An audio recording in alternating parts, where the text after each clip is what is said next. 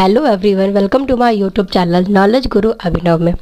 आज का हमारा सेशन है क्लास 6 के हिस्ट्री। कल पिछले वीडियो में हमने उसको थ्योरी वाइज किया था, जो कि आज हम उसे क्वेश्चन वाइज चैप्टर वाइज करेंगे। तो इसका पहला चैप्टर क्या है, हमारा अतीत।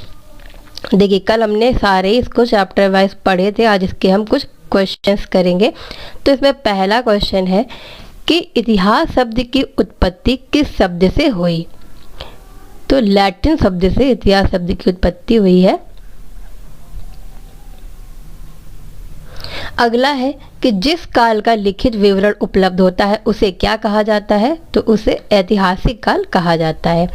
अगला प्रश्न क्या है कि अशोक ने अपने अभिलेख किस लिपि में खुदवाए। तो ब्राह्मी लिपि में। सेकंड है खाली स्थान को भरें। हेरोडोटस को इतिहास का जनक मानते हैं। तो ऐसे पूछ सकता है कि इतिहास का जनक किसे माना जाता है, तो हेरोडोटस को। दूसरा है प्राचीन वस्तुओं के तिथि निर्धारण को कार्बन पद्धति कहते हैं। अगला क्या है, अशोक के अभिलेख ब्राह्मी लिपि में है। मेगास्थनीज एक विजेता था। सारनाथ में अशोक स्तंभ स्थित है।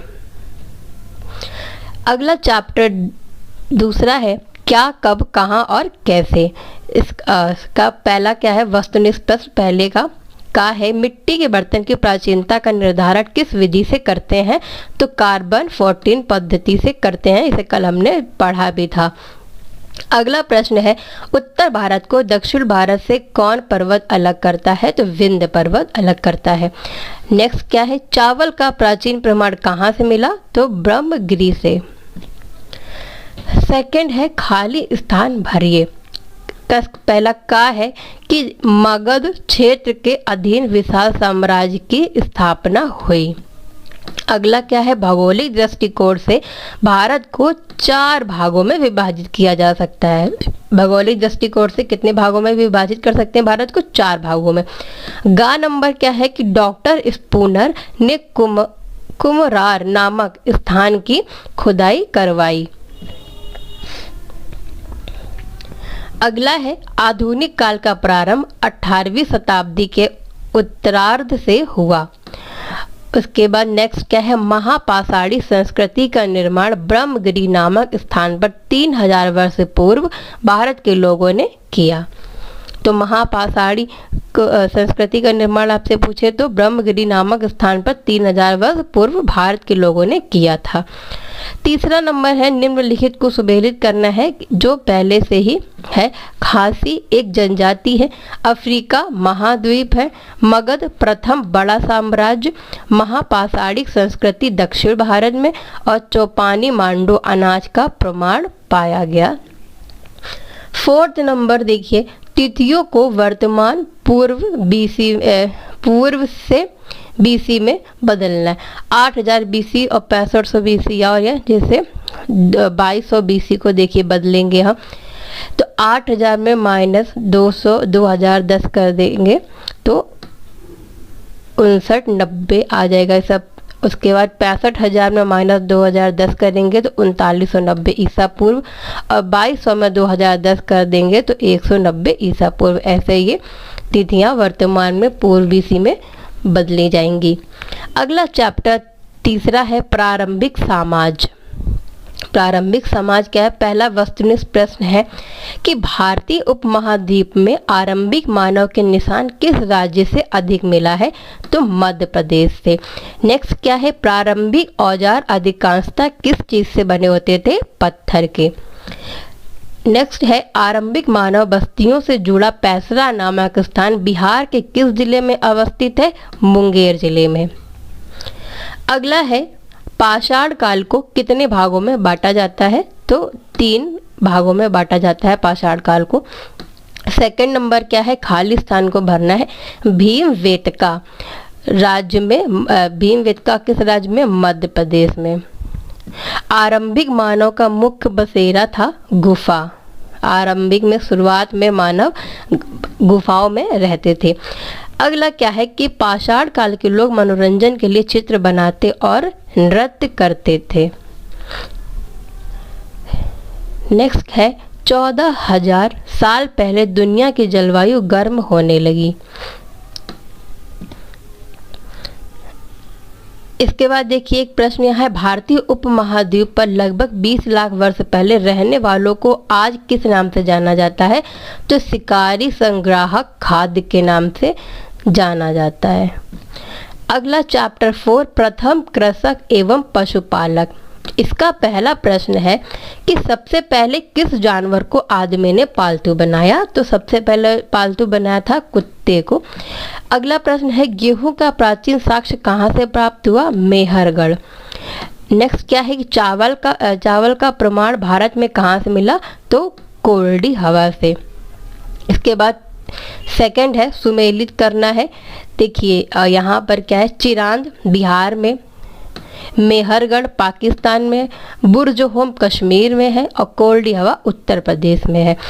तो ये अगला हमारा चैप्टर 5 है, प्रारंभिक शहर प्रथम नगरीकरण। तो देखिए इसका पहला प्रश्न क्या है, निम्नलिखित में से कौन हड़प्पा कालीन स्थल नहीं है? हस्तिनापुर। अगला प्रश्न है, किस शहर से बंदरगाह के अवशेष मिले? लोथल से। अगला प्रश्न, निम्न में से कौन हड़प्पा सभ्यता की विशेषता नहीं है? ग्रामीण जीवन। इसके बाद अगला प्रश्न है, हड़प्पा सभ्यता की खोज किस वर्ष हुई थी? 1922 में। अगला है, महास्नानागार किस नगर में प्राप्त हुआ? मोहनजोदड़ो। इसके बाद सेकंड क्या है, निम्नलिखित को सुमेलित करना है। सोना कर्नाटक में, फिरोजा मध्य एशिया, चांदी ईरान और सीपिया गुजरात से। चैप्टर 6, जीवन के विभिन्न आयाम। पहला क्या है प्रश्न, वेदों की कुल संख्या कितनी है? 4। पुरुष सूक्त किस वेद में है? ऋग्वेद में। ऋग्वैदिक काल का प्रमुख व्यवसाय क्या था? तो पशुपालन था ऋग्वैदिक काल का प्रमुख व्यवसाय। इनाम गांव किस राज्य में स्थित है? महाराष्ट्र। इसके बाद सेकंड है, खाली स्थान भरिए। इसका पहला है, आर्यों का विस्तार बिहार के गंडक नदी तक था। नेक्स्ट क्या है, सबसे प्राचीन वेद कौन सा है? ऋग्वेद। नेक्स्ट है, ऋग्वैदिक आर्य जौ गेहूं अनाज पैदा करते थे। इसके बाद अगला प्रश्न क्या है, इनाम गांव ताम्रपाषाणी बस्ती है। नेक्स्ट है, वैदिक कबीले के प्रधान को राजा कहा जाता था। पहले जो वैदिक कबीले का प्रधान होता था उसे राजा कहते थे। इसके बाद तीसरा है, अपने उत्तर हाँ या नहीं में देना है। तो पहला प्रश्न है इसका, तीसरे का है, ऋग्वैदिक आर्य पशुपालन करते थे? तो हाँ करते थे। अगला है, आर्यों के जीवन में गाय एवं घोड़ा का महत्वपूर्ण स्थान था? तो बिल्कुल था, सही है ये भी। इसके बाद अगला है, वैदिक का क्षेत्र तमिलनाडु तक विस्तृत था? नहीं। अगला है, आर्य लोग नगरों में निवास करते थे? तो नहीं। इसके बाद अगला है, इनाम गांव के लोग मृतकों को जला देते थे? तो इसका नहीं होगा, नहीं जलाते थे। इसके बाद चैप्टर 7 है, प्रारंभिक राज्य। तो देखिए इसका पहला क्या है, महाजनपदों का विवरण प्राप्त होता है बौद्ध एवं जैन ग्रंथ से। अगला प्रश्न है, महाजनपद बिहार में स्थित है? अंग। इसके बाद अगला प्रश्न है, राजा भूमि की उपज का कितना हिस्सा प्राप्त करता था? तो चौथा हिस्सा प्राप्त करता था। नेक्स्ट क्वेश्चन है, मगध के शासक अजातशत्रु की राजधानी कहाँ थी? राजगृह में। इसके बाद अगला है, कौन गणराज्य था? तो लिच्छवी गणराज्य था। इसके बाद सेकंड है, खाली स्थान भरना है। पहला इसका क्या है, अवंती का राजा बहुत वीर था। इसके बाद खा नंबर है, वज्र संघ की राजधानी वैशाली थी। गा क्या है, पाटली ग्राम की स्थापना अजातशत्रु ने की। और घा है, नंद वंश के शासक घनानंद के समय सिकंदर का भारत पर आक्रमण हुआ था। इसके बाद इसका अगला है, लिच्छवी वज्र संघ का एक गढ़ था। इसके बाद देखिए 7 चैप्टर हमारे यहाँ खत्म हो गए। अब हमारा अगला चैप्टर है 8, नए प्रश्न नवीन विचार। तो इसका पहला देखिए प्रश्न क्या है, वस्तुनिष्ठ प्रश्न का पहले का है गौतम बुद्ध का जन्म कब हुआ था, तो 563 ईसा पूर्व में। इसका खा है जैन धर्म के संस्थापक कौन थे, ऋषभ देव, और वास्तविक संस्थापक महावीर स्वामी जी को भी कहा गया। गा है महावीर ने कब निर्वाण या निधन प्राप्त किया, तो 468 ईसा पूर्व में। घा है जल मंदिर कहाँ अवस्थित है, पावापुरी में। सेकंड क्या है, खाली स्थानों को भरिए। देखिए सेकंड का पहला क्या है, महात्मा बुद्ध ने अपना पहला उपदेश सारनाथ में दिया। यह घटना धर्म चक्र परिवर्तन कहलाती है। इसके बाद अगला है बुद्ध ने जीवन जीने के लिए अष्टांगिक मार्ग अपनाने की सलाह दी। अगला क्या है, नचिकेता की कहानी कठोपनिषद से ली गई है। तो ऐसे पूछ सकता है कि जो नचिकेता की कहानियां हैं वो कहाँ से ली गई हैं, तो कठोपनिषद से। इसके बाद अगला क्या है, उपनिषदों में दार्शनिक विषयों पर चर्चा मिलती है। किस पे, दार्शनिक विषयों पर। अगला क्या है, महावीर के लिए जिन शब्द का प्रयोग हुआ है। तो ऐसे याद रखिएगा कि जिन शब्द किसके लिए प्रयोग हुआ है, तो महावीर स्वामी के लिए। अगला क्या है, बौद्ध और जैन संघों के अनुयायी भिक्षा मांगकर खाते थे। इसके बाद तीसरा है निम्नलिखित का उचित मिलान करना है। तो देखिए इसमें ये पहले से नहीं है, तो बोध गया महात्मा बुद्ध से। गार्गी एक प्रमुख स्त्री विचारक थी। त्रिरत्न जैन धर्म में, विचारों का संकलन उपनिषद में, और बिंबसार बौद्ध धर्म का अनुयायी था। इसके बाद चैप्टर 9 है प्रथम साम्राज्य। इसका पहले का है सम्राट अशोक कहाँ का शासक था, मगध का। खा है किसके उपदेश ने सम्राट अशोक को प्रभावित किया था, तो महात्मा बुद्ध के उपदेश से सम्राट अशोक प्रभावित हुआ था। अगला प्रश्न है अशोक के साम्राज्य में जनपदीय न्यायालय के न्यायाधीश को कहा जाता है राजुक। इसके अगला है किस युद्ध को जीते जाने के बाद अशोक का मन दुख से भर गया था, तो कलिंग का युद्ध जीतने के बाद। इसके अगला प्रश्न है सर्वप्रथम ब्राह्मी लिपि को किसने पढ़ा, तो जेम्स प्रिंसेप ने। इसके बाद देखिए सेकंड क्या है, निम्नलिखित सही वाक्यों के आगे सही व गलत वाक्यों के आगे गलत का चिन्ह ऑलरेडी लगा हुआ है, तो इसको देखो पढ़ो। तक्षशिला उत्तर पश्चिम और मध्य के लिए आने जाने का मार्ग है, तो सही।